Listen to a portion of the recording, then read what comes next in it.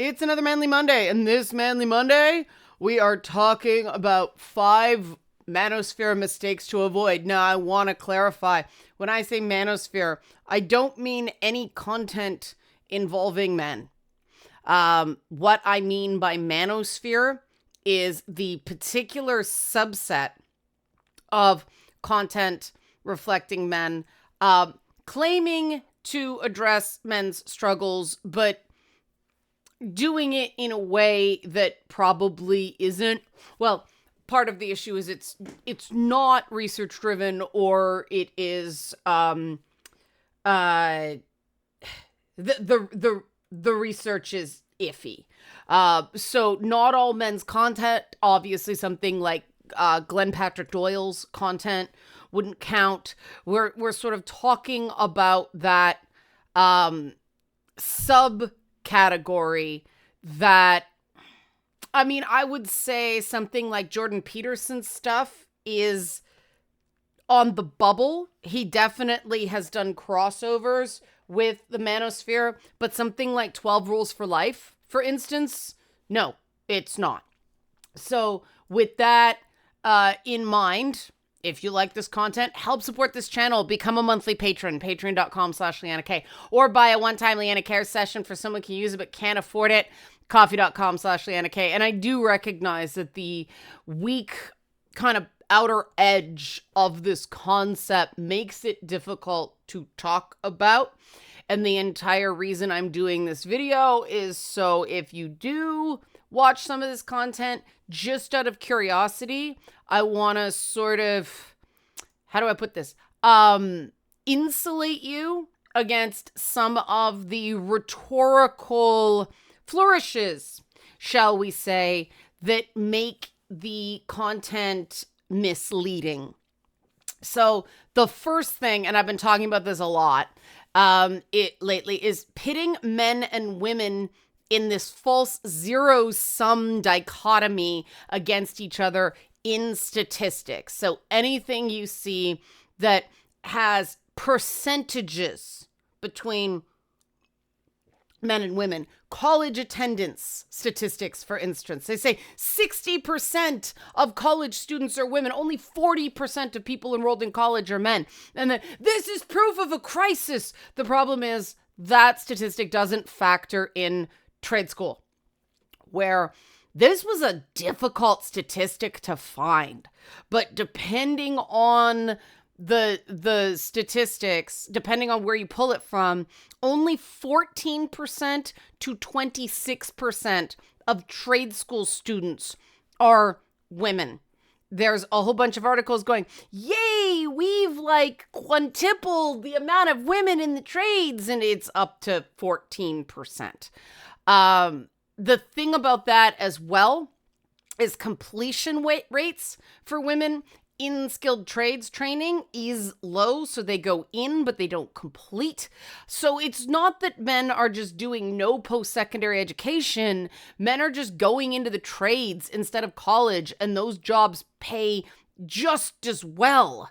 The other thing to keep in mind is that overall college enrollment numbers, so the gross number, not the percentage, but the overall number of people going to college is declining by over like 1 million people a year, while skilled trades enrollment is booming. There's been gains every single year since the COVID lockdown ended. So obviously, when you factor in trade school, which is a source of in-demand jobs that pay very well, this paints a very different picture for men as opposed to looking at college alone. And this is why we have to question why women doing better in this Manosphere content is equated with men doing worse. Why is there not a high tide raises all boats phenomenon? If men are getting trained in desirable skills, does it really matter if it's college or trade school? Not really. All of this will follow one of the other things, but I want to talk about another thing that I've noticed in the statistics that has me gravely concerned.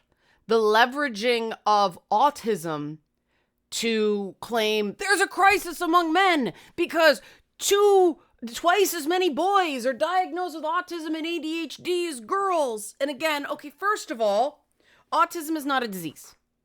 I'm not sure. I read 4 different articles that were sympathy for the Manosphere things, 3 of which were New York Times commentary pieces. Odd that. But, they all focused on twice as many boys as girls get diagnosed with autism. Well, okay, we know that girls aren't diagnosed at the same rate as boys, but we also know that girls are likely underdiagnosed. First of all, this idea of, oh my God, obsession of a girl, if a girl is obsessed with unicorns, we just see this as normal girl behavior as opposed to, well, that might be an autistic special interest, right? They found that girls mimic body language, they smile so they're supposed to smile. For instance, they force eye contact because they have to. We know that girls mimic and mask more than boys do. It doesn't mean the most likely reason for the discrepancy is that more boys have autism. They're just more likely to be diagnosed, and they are diagnosed significantly faster than girls. What that means is boys, their first examination, yep, autism, no problem. Girls may have to see 3 different specialists before they're diagnosed. And part of that is because girls are much more likely than boys to be diagnosed with anxiety or depression. And the people doing that diagnosing don't look at autism as an underlying factor for that anxiety or depression. A girl who doesn't make eye contact, for instance, is just, she has low self-esteem. It's a problem in girls, right? They don't look at that, hey, her inability to make eye contact, that might be an autism symptom, right? Again, autism isn't a disease. I don't understand. Well, part of it is the autistic stuff going on in the US government right now, but this uptick in autism being seen as a problem instead of an important piece of information so people can figure out how that kid learns best early. I don't think autism should be being used to make it seem like there's some sort of male crisis. Autistic people are valid. They deserve to have a world that works for them as opposed to being forced predominantly to just navigate a neurotypical world. That's the problem. Another problem, pivoting here, is, I don't know where I want to go next. Let's go here. Okay. Obviously, this next one doesn't apply to men going their own way types. But there is this huge thing in the manosphere, and it's heavy. One of the ways it hooks young men in, teenagers and young men in, is like pickup artist stuff, dating content. There is a huge emphasis in the manosphere of assessing a boy or a man's worth via sex and partnership, right? And this isn't exclusive to manosphere. We know about the whole incel thing and the issues I have with incel. I'm toying with making a Wellness Wednesday video because it's not just men. Women need to hear this too. But I'm really surprised, outside of men going their own way, a huge part of the manosphere just makes this assumption that sex is this resource or currency that men want to get and women control, right? Instead of it being intimacy, instead of it being a shared physical and emotional experience. And then women are this status symbol, a girlfriend, as opposed to people. I talk to men who are interested in dating, and I will ask them, what are you looking for in a relationship? And they'll start talking about their type in terms of what they find physically attractive. And I'm like, no. What are you looking for in the relationship? Well, someone to support me, and I'll support them. What do you mean by support? What do you mean? It's like, well, do you want her to do your laundry and cook for you, or do you mean something else? These things are not talked about. And when you focus on the relationship instead of the sex, the fucking, right? The fucking doesn't help men either.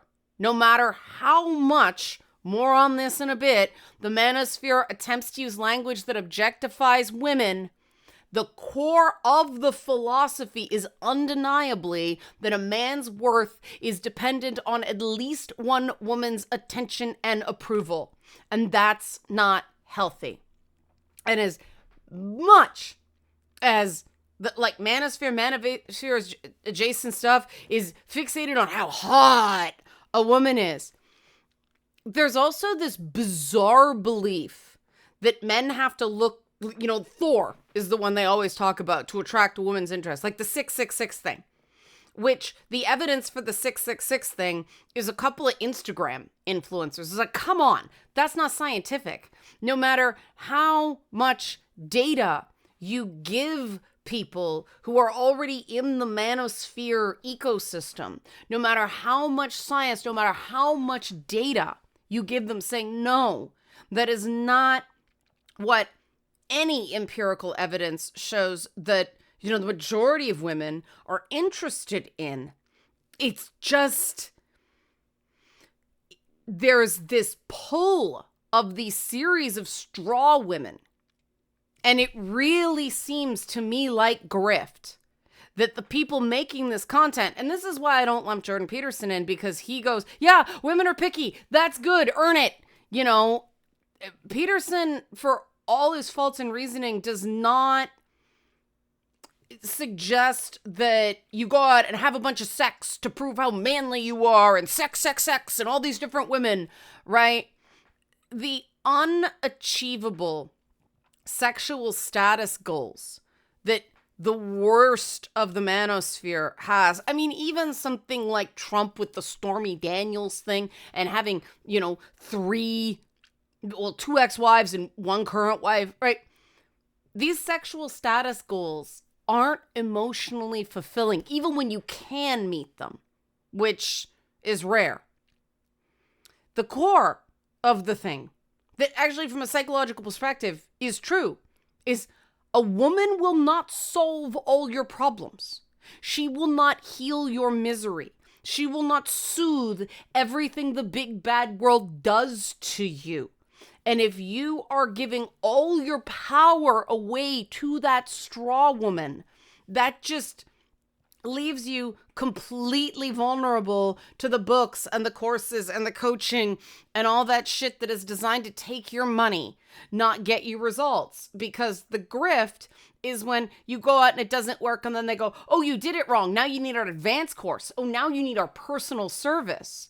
It's about getting your money through your loneliness, not actually helping you be happier.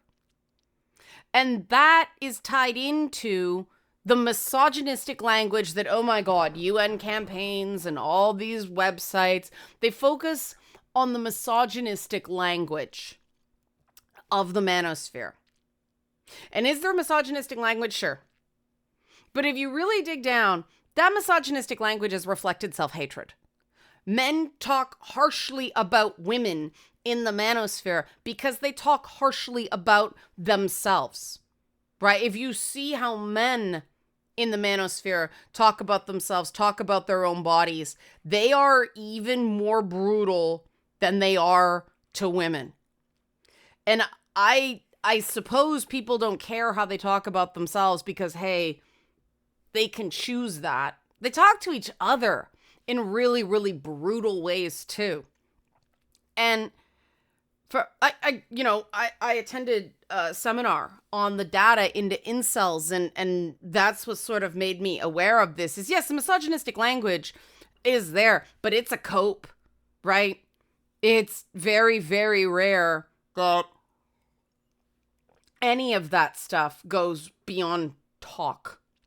And that's important because if we're thinking about causation, there's other factors regarding real world violence. The self-hatred is something we can see and do something about immediately. And everything, all this stuff that I see as sort of symptoms of the core problem of the manosphere is this. The manosphere at its core romanticizes male suffering. They are the problem that they claim to be railing against. It is not actually an issue of rights. It is not actually an issue of some sort of unique economic crisis across all men. It isn't.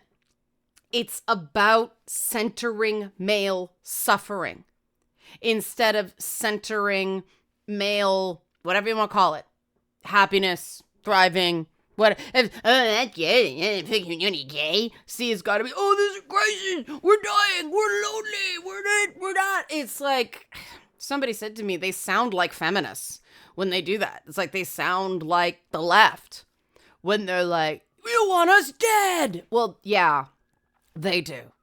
And any movement that centers suffering, any movement that wallows in crisis and hopelessness is not helping you. They have this theory of the case that, for instance, there is a unique loneliness epidemic among men. And are there unique contours to it? Are the reasons for male loneliness different than the reasons for female loneliness? Yes, that is true.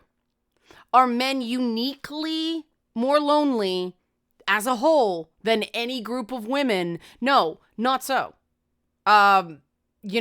Older women are still the loneliest group of people.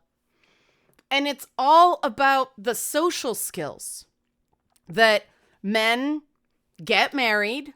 The wife is solely responsible for the social stuff. So her social group dwindles as her heterosexual marriage is her primary focus. And then the husband doesn't outlive the wife, either because, he's older or lifestyle stuff. And so late in life, women are still the lowliest demographic. It's the rate of change for men that is the alarming factor. And part of it is men do better in marriages in terms of loneliness and women do worse. Many, many women report being lonely while married. And this all focuses on this gendered social expectation where men are encouraged to center their suffering. And they call it stoicism, but it's not. Because if you actually fucking read, like, the Stoics, they are all about it's temporary. The suffering is temporary. Flow through. It's actually kind of uplifting. It's not everything's so bad. I'm angry. I like Last of Us 2, Ellie, better than the show, Ellie, because, she was unlikable, and they won't let her be unlikable. It is like, holy shit. You guys shit all over that game, and now you're defending that? Well, the people writing this actually was like, no, this game is good, because I'm a man, and I can handle things. And this is not a recipe for fulfillment. Feeling your feelings. You, oh no, that's gay. Right? The whole that's gay thing is just wrecking shit for men. No, feeling your feelings is not gay. When you're thinking about the Roman Empire, go back and actually read stories from that time. Okay, Roman Empire was pretty gay in places, but go back and read how emotionally open, how demonstrative those stories are. They're lyric ballads, for fuck's sake.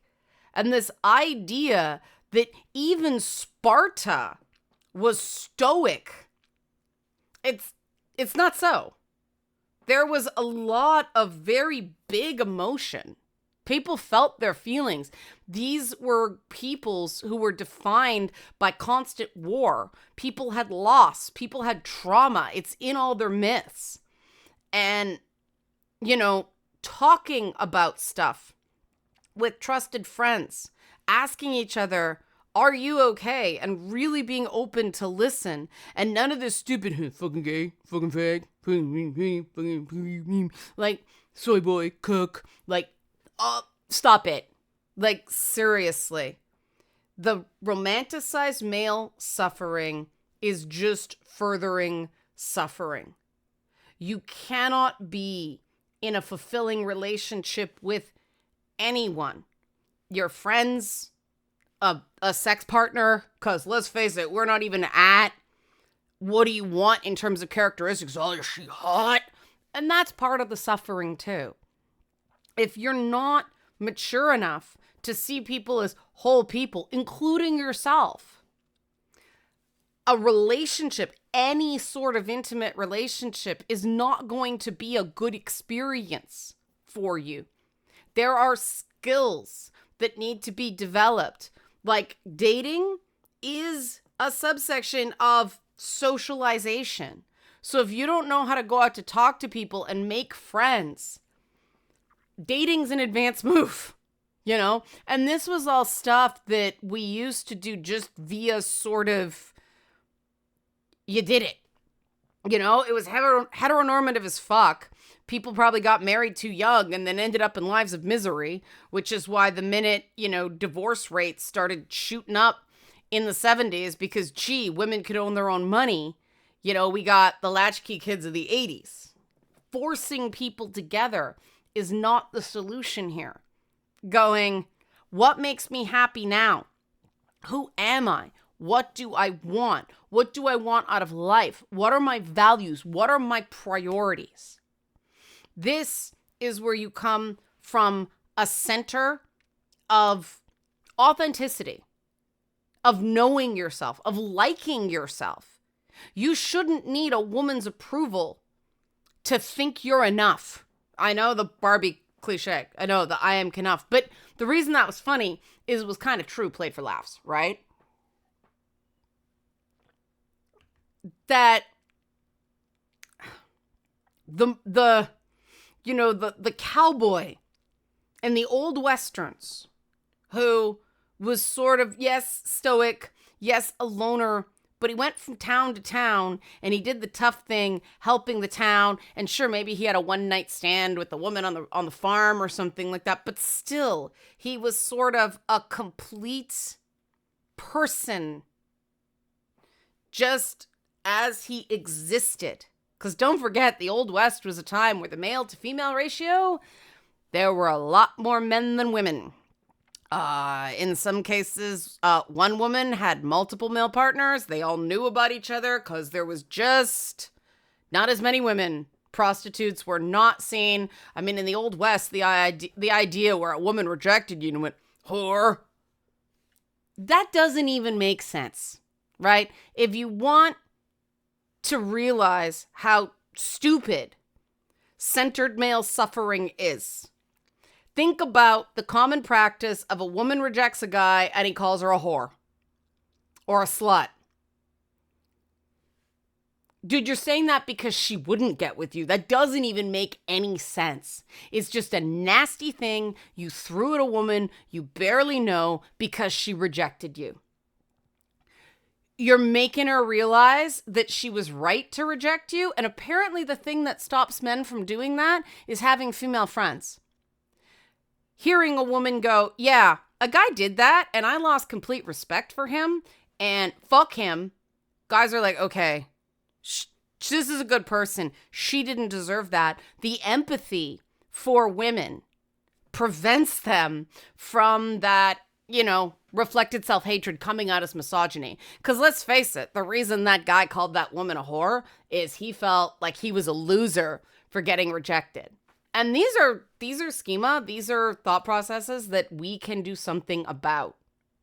So the competitiveness among men that is really at the core of a lot of the dichotomies of some men doing very, very well and some men doing terribly. And there being not as much in between, whereas women kind of clump in the middle. It is really about unhealthy competition, a winner-take-all zero-sum equation, which you see in the Manosphere content regarding everything from statistics to, treating sex as currency.